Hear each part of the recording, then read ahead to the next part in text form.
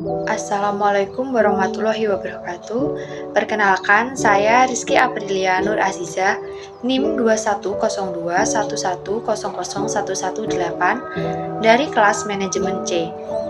Di sini saya akan menjelaskan materi dari metodologi penelitian tentang populasi, sampel, dan teknik sampling.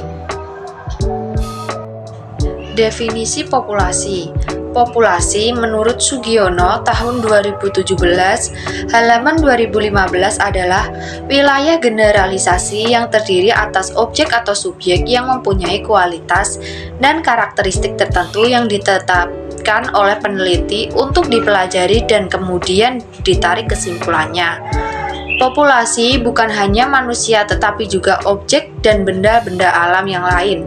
Populasi juga bukan sekedar jumlah yang ada pada objek atau objek yang akan dipelajari, tetapi meliputi seluruh karakteristik atau sifat yang dimiliki oleh subjek atau objek tersebut. Sedangkan menurut Suryani atau Hendriadi tahun 2015 halaman 190 sampai 191, populasi adalah sekelompok orang, kejadian atau benda yang memiliki karakteristik tertentu dan dijadikan objek penelitian.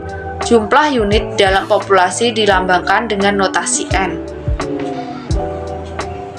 Jenis-jenis populasi.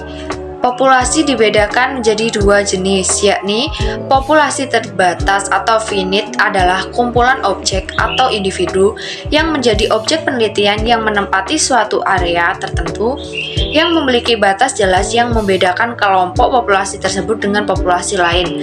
Sebagai contoh, populasi bebek dalam satu kandang, jumlah siswa kelas 12A, populasi perempuan dalam suatu lingkungan, dan lain-lain.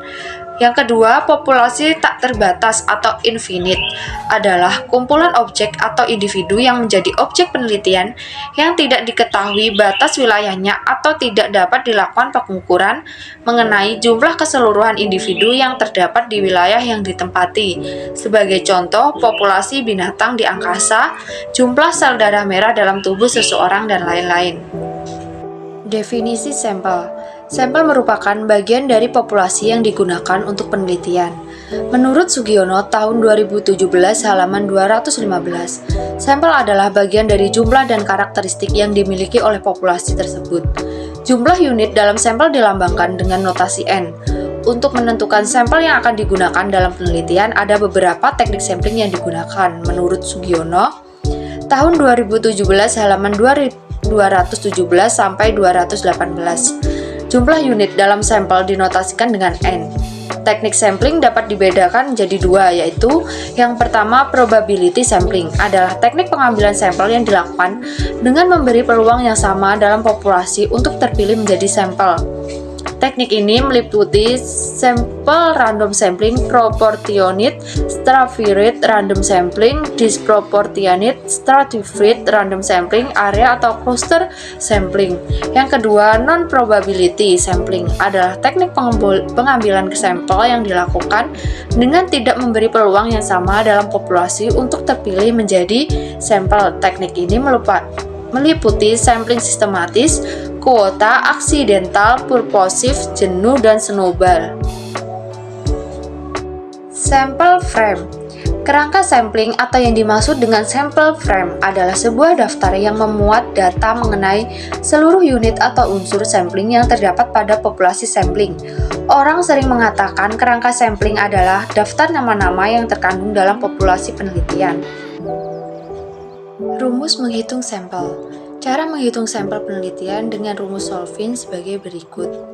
Secara sistematis, rumus Solvin ditulis dengan N kecil sama dengan N besar dibagi buka kurung 1 ditambah buka kurung N besar dikali E kuadrat tutup kurung dan tutup kurung lagi. Dalam rumus tersebut terlihat unsur-unsur rumus seperti N kecil, N besar, dan E. Berikut adalah penjelasannya.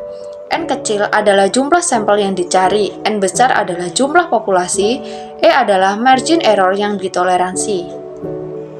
Teknik sampling probabilitas.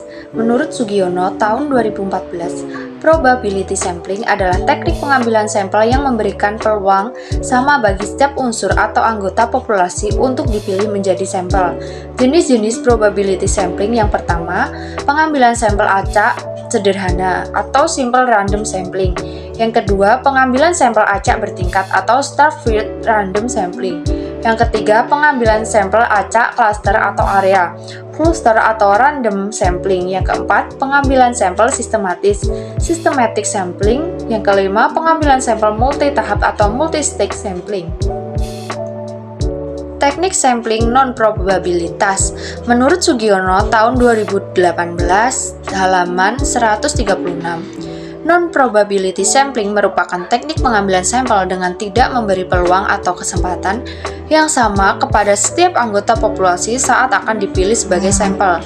Jenis-jenis sampel non-probabilitas yang pertama purposive sampling, yang kedua snowball sampling, yang ketiga quota sampling, yang keempat accidental sampling.